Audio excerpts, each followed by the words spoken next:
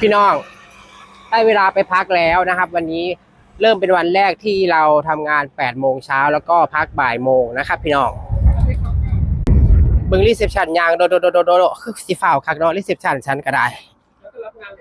ทำงานเลทหน่อยหนึ่งด้วยนะยางมาจากกันร้านพี่น้องนี่เบิ่งหนทางยางมันก็เป็นอย่างสี่มุกวันถ้ายางไหววันนี้ดูหนทางมาบ้านมันใหม่จริงๆนะที่นี่เนี่ยบ้านพักเนี่ยร่มกับแห้งเร็วๆแดดร้อนเปิดประตูเร็วๆนั่น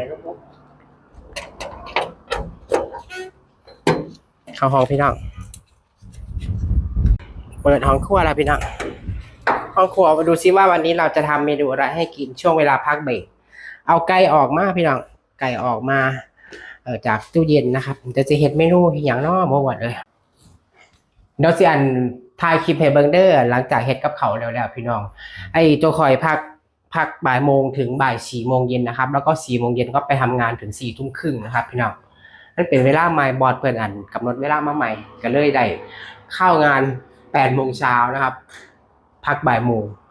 เฮ็ดกับเขากันพี่น้องเดี๋ยวสิบ่ทันการเดี๋ยวเฮาไปติดตามกันรับชมกันเด้อว่าสิมีเมนูหยังพี่น้อง